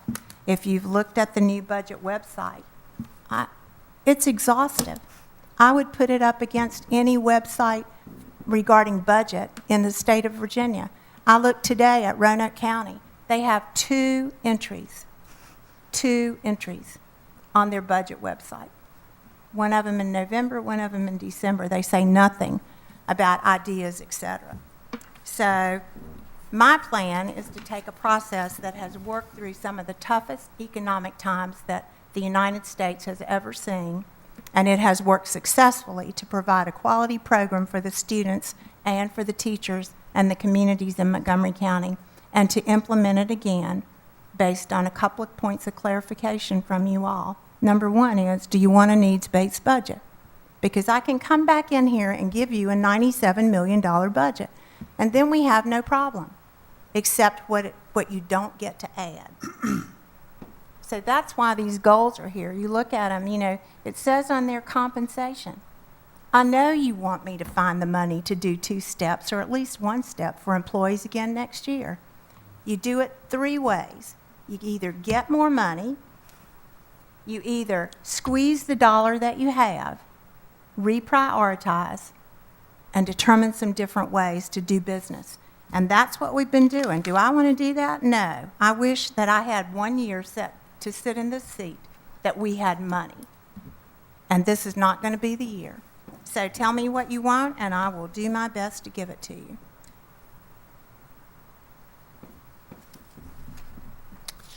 Is there any further discussion? We have a motion and a second on the planning goals, and I didn't hear any amendments or changes presented. These are not in any particular order, correct? They're just No, generalized. they're Just wanted to just- make sure. Correct. Okay. All right, let's vote on this. All those in favor of the motion on the floor, please say aye. Aye. Aye. Aye. Those opposed? Aye, because I'm not exactly sure where this leads us. Motion carries. I have 1 point of clarification. I do need to hear from the board whether you want a needs-based budget or you want a revenue-based budget. I think we've made it clear that we want Needs-based. a I want needs-based it, I budget. just need to hear that very explicitly. Thank you. That's what I needed to hear.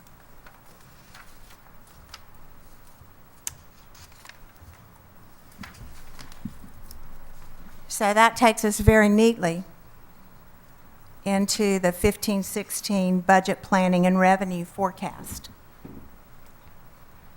As earlier mentioned, based on the governor's proposed budget for 2015-2016, funding for K-12 education is at best level funding compared to 2014-2015. Please remember that although there were no further cuts recommended by the governor to K-12 education, the governor also did not restore any of the reductions or the funding limitations that had been put in place in the previous year. As the legislative session convenes, it will be important to drive home to our public and to our elected officials how past cuts and reductions have impacted Montgomery County Public Schools' ability to meet the state board's new standards and address the reform initiatives that are being driven by both the legislative and the executive branches of the state government. And as some examples,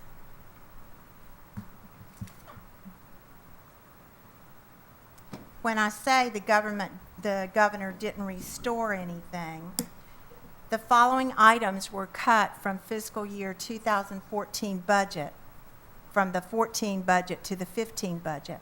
The compensation supplement, the additional assistance with retirement, the inflation and preschool cost adjustments, and in addition, the composite index was recalculated. And then the cuts prior to that, prior to 2014, included many of the standards of quality support positions that we now fund from our own operating budget because we thought they're so important. So don't get the idea that because he didn't cut anything, he also didn't put anything back. So it is not a plentiful budget for K-12.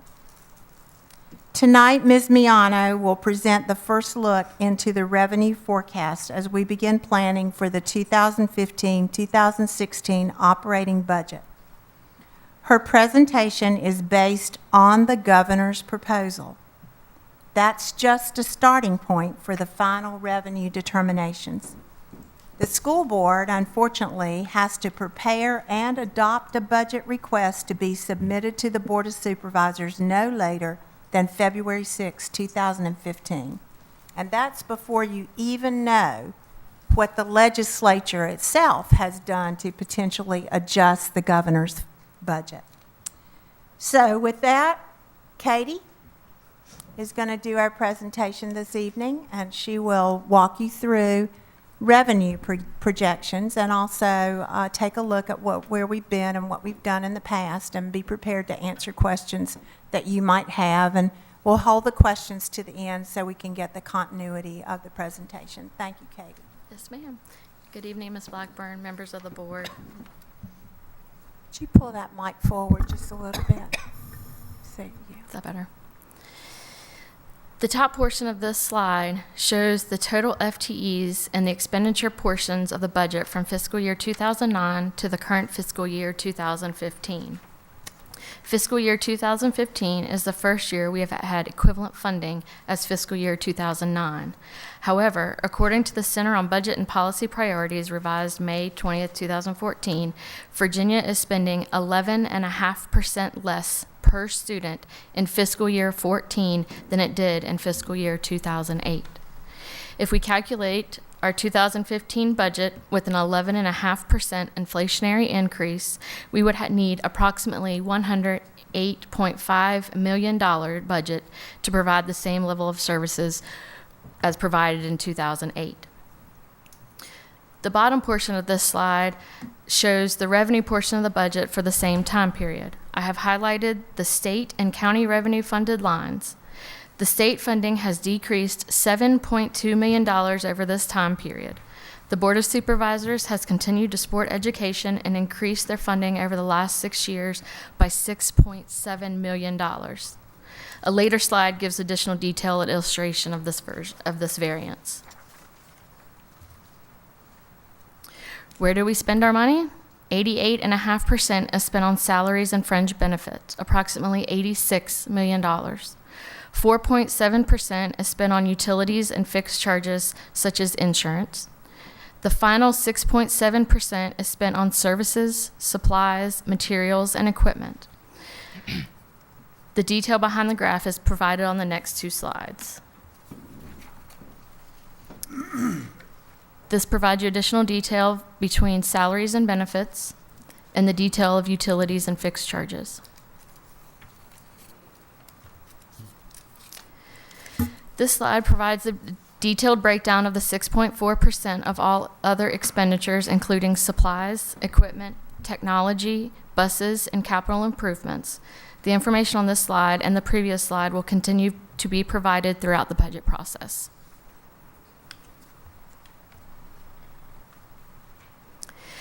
This provides a visual of state and county revenue trends. The blue line is the state revenue, which has a peak of $57.5 million in fiscal year 2008-2009. The 2009-2010 budget was the bottom of the state revenue. There has been little recovery of the state revenue until the fiscal year 14-15 budget. The county revenue received is represented by the red line. The Board of Supervisors have continued to close the gap we have faced from decreased state revenue. The Board of Supervisors are currently providing $42.1 million in funding to the school system.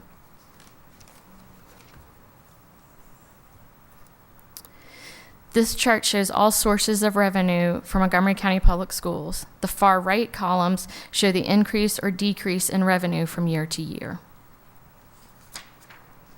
Say that again, please. Yes, sir. The 2 far right columns shows the increase or decrease in revenue from year to year.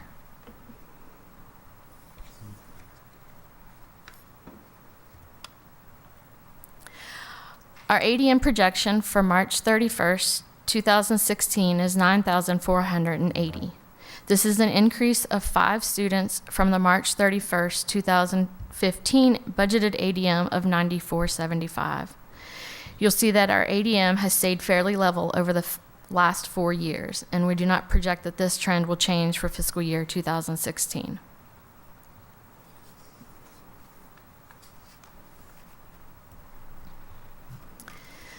The bullets listed on this slide have been taken from a VSBA email update regarding the governor's proposed budget.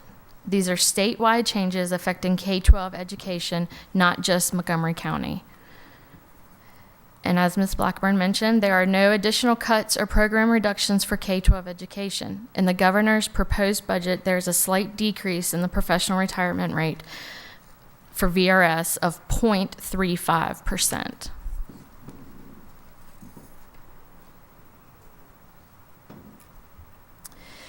The next two slides takes the governor's proposed budget and gives details by program. I would like to highlight line 15. The projected revenue column for fiscal year 2014-15 shows no funds were received. This is based on our original budget, which did not include the e-backpack initiative. The $208,000 was added later, not as a part of the original projected revenue. If the board approves the e-backpack initiative for fiscal year 2015-2016, we would receive approximately $213,000. If the board elects not to participate, these funds are not received. To continue the e-backpack initiative at all 4 high schools will cost $350,000 plus the state funds of $213,000. Additional information regarding e-backpack will be provided when the superintendent's proposed budget request will be presented on January 15th. Line 40 in this chart shows that the funding increase for MCPS proposed in the governor's budget is just over $211,000. However, if you'll recall from the previous slide, the projected revenue from e-backpack is $213,000. So without the e-backpack funds, which are to be used for specific purpose, we will see no increase in revenue from the state for fiscal year 15-16, according to the governor's proposed budget.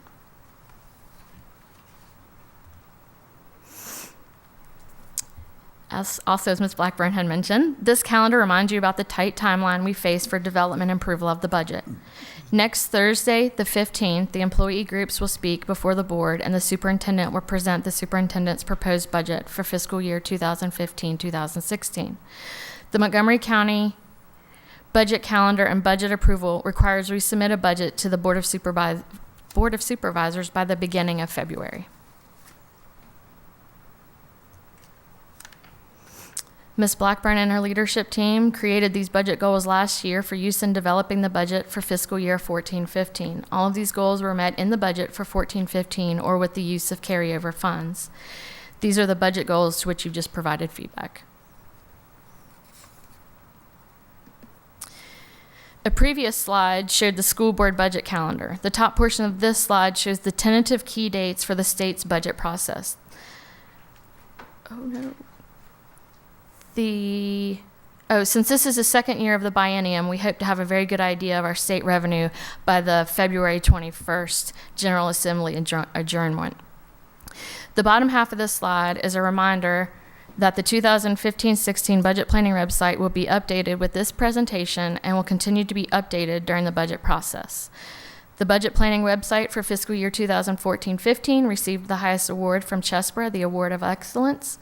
The budget planning website for fiscal year 15-16 has additional features, more visual interface, and an area for submitting cost-saving ideas as an easy-to-read, user-friendly format. I'll answer any questions. Thank you, Katie. A lot of information very quickly. So certainly we'd be happy to try to answer any questions that you have. Go back to the page in the presentation where your question is, and that'll give us a frame of reference if you have any. Board members, questions? I was wondering, with the new changes of SOL testing, does our school system see any savings with that or any change with the budget when that change is made? No. In fact, we're using current staff to develop the alternative assessments. So does it's it really cost an more, added or? responsibility. You'll notice under the talking points about what's in the governor's budget, there is some indication of some funds to support expedited retakes for some additional grade levels, to support some changes in the middle school testing program, those kinds of things. But essentially, this is all about additional state resources to help schools that are accredited warned but none of that is flowing directly to the school systems. It's going to go to the testing companies.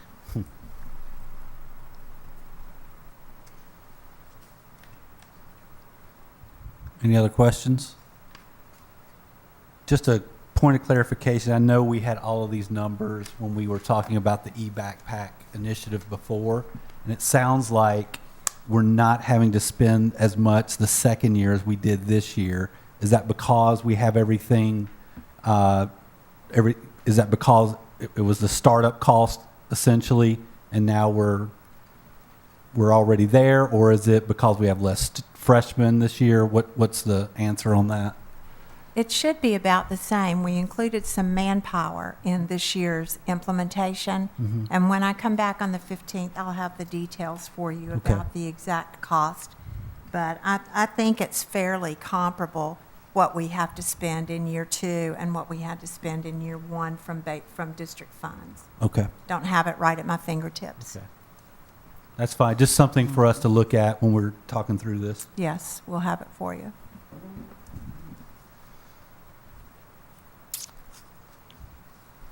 Anything else? What are the purchase services? What involves, what Katie? is under the umbrella of purchase services? Just for my own. Purchase Understand. services would be any kind of professional services that we would purchase, or, for example, architects, engineers, Okay. attorneys. That's okay. Now I know where you are listed. That's the first smile I've seen on his face all night.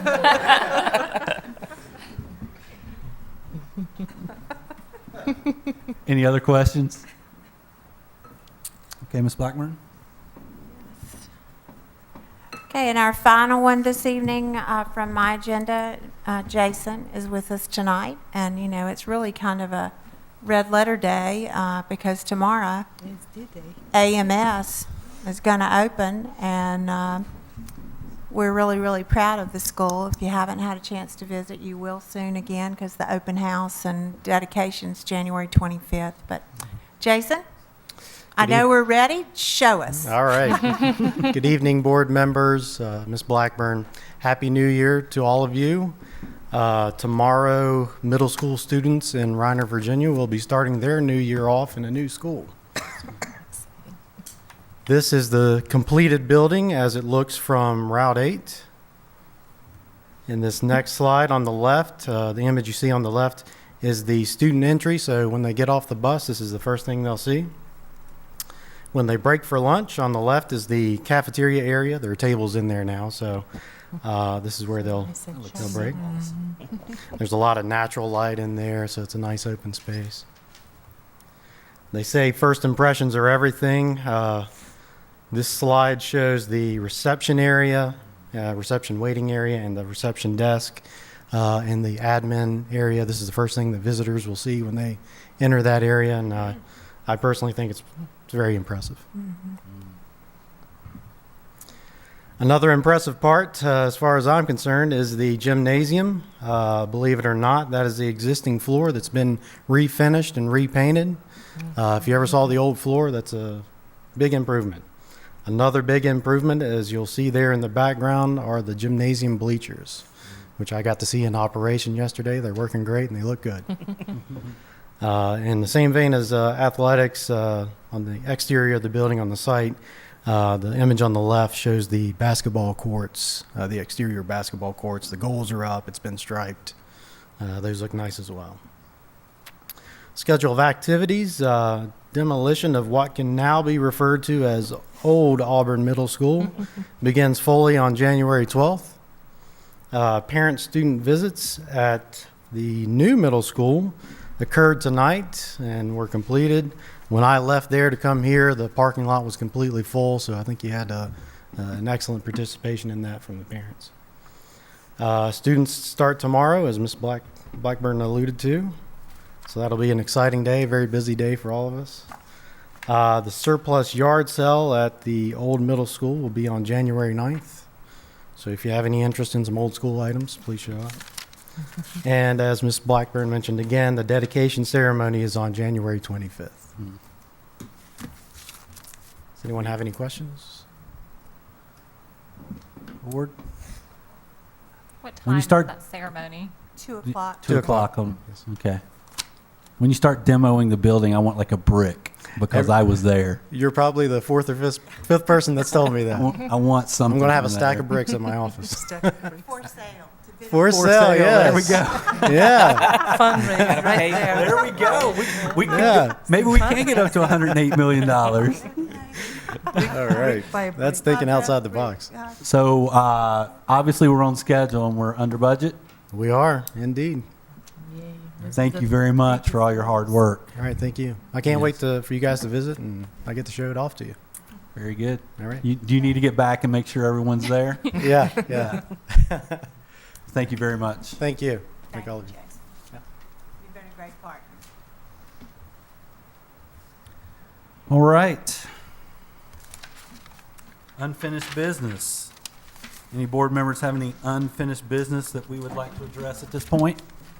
I think we need to put the superintendent's evaluation back on the agenda. I agree. One of my points, do we know, I know at one point Mr. Jones said that he was sending us information. I never received anything. I don't think we understand Okay. anything. Let's, I will follow up with Mr. Jones and see what he has and see if it's something that we need to, hopefully we have something we can work with that in his possession that we'll get. And I'll work with Ms. Blackburn and we'll schedule a time to do that hopefully in the coming weeks. Any other questions about that? No, I've got an item. It's the school start time. The schedule that we have, I raised the point before that the date of the 17th that was set for the board to make a decision on that I would not be present, and I believe we needed everyone present for that. And I'd also like to state, I think we heard loud and clear at our public hearing that folks thought we were moving too fast with making this decision.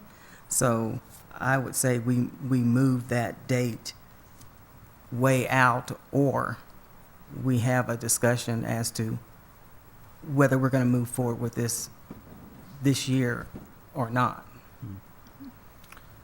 When are we scheduled to have the presentation of the surveys and your recommendation? What date is that?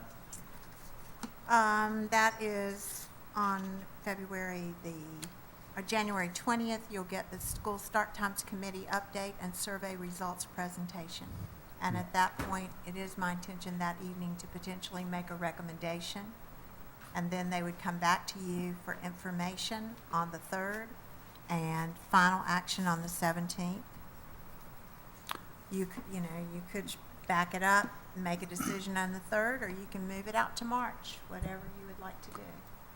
Question with that, if we were to make the move to March to vote on this, does that hinder or hurt timing at all if we were to implement it for next year?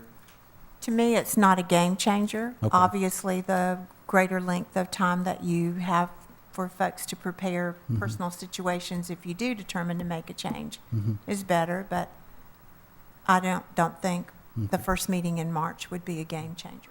I agree that we definitely want to move that out to give ourselves more time, especially if Ms. Franklin is not able to be here at that meeting. And then hopefully by the March meeting, we'll also have a 7th board member present so that we can, if we decide to do that. I personally don't think that we need to make a decision on moving any dates until after that presentation. I think our board members in agreement that once we hear that presentation on the 20th, you said, and hear her recommendation that night, we can decide if we want to move, how we want to shift dates if we do at that point. Any objection to that? I personally agree with Ms. Franklin. I wrote a letter to the editor, and in that letter, I indicated an old saying that I used to use: do you want it done right, or do you want it done by Thursday? And it looks to me like the schedule that I see I'd rather have, to make sure that it's done right. I have a lot of questions, a lot of questions. Constituents in my neighborhood have got lots of questions, and I can't answer their questions. I did have a little conversation with Lois, and I know that they're being developed, and the answers are being developed. But I want to take this very slowly. Okay. I want to make sure that every child, that no child is put at risk, that to the best of our ability, parents are completely aware of what's going on.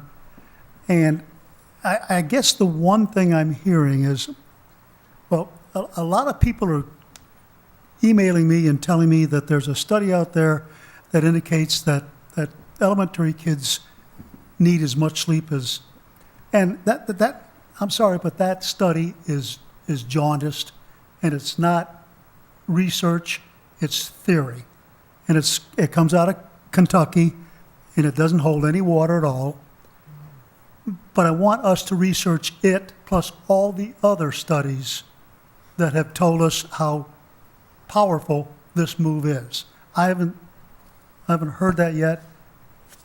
The other thing I want to know is, how do these other communities handle the situation of after-school activities? How do they handle care of children? There was a presentation made here by a woman from Virginia Tech who indicated that if we were to do this by Thursday, we wouldn't be able to put kids in places. There's just not enough places. Right.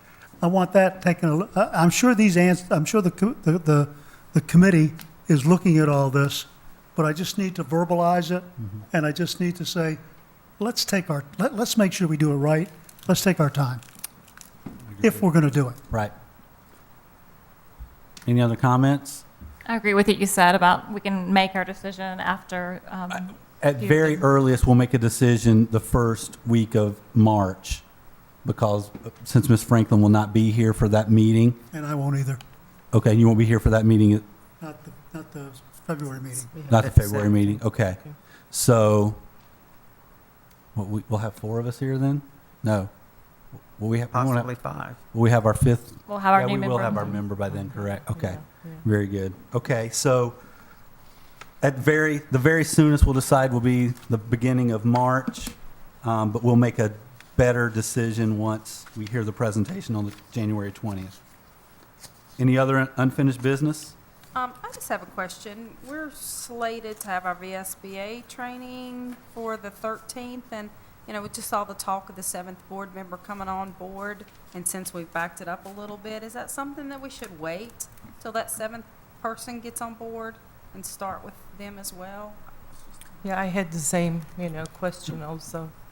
It took us a lot That's to come also up my with these question. dates Yeah. and try to work with those. And, I've kind of worked my schedule around that date. And I'm good with that. I just thought, Yeah. There were some of these meetings that not all of us could come to for that first one. Is everyone able to come to that first one? Our first one's next week, isn't it? Yeah, Yeah. next Tuesday. Yeah. Yeah, that was my biggest concern as well. I hear, not having the 7th member here is definitely an issue, but getting our schedules coordinated is almost impossible. And the fact that we have 4 dates on a piece of paper is a miracle in and of itself. So my feeling is that we should keep it as it is. And we'll fill in our new board member as best we can as they come on board. And hopefully they will, hop into the following meetings. At least they can attend 2 out of 4 after we get them on board, Right. so. Now, are those training meetings, are those open to the public? All of your That meetings means are open to the So, public unless In they're- theory, though, whoever the candidates are could be in attendance while I know it'll be us conversing back and forth with the trainer, but they could be in attendance hearing those things, correct? It is an open meeting. Yeah, Okay, they can. so that may be something that I don't know if we need to, once we get candidates on board, we can let them know, have that information? We won't have candidates at that point. Well, when do we start advertising? Is it now, Not till this the week, 20. isn't it, or Mhm. next week? 20. We would start advertising next week. Next week, Um, okay. I would be, Never mind. Okay. All right, well, then maybe they won't be able to make it. Well, I think we need to be careful with that. Are you talking about the fact that we're going to invite them, or they can come if they want? Well, I want it to be known to them Well, that let me they have the finish. ability to come. Well, the point is, I'm not sure that that's appropriate because all candidates may not have signed up, and the date is what, the 21st?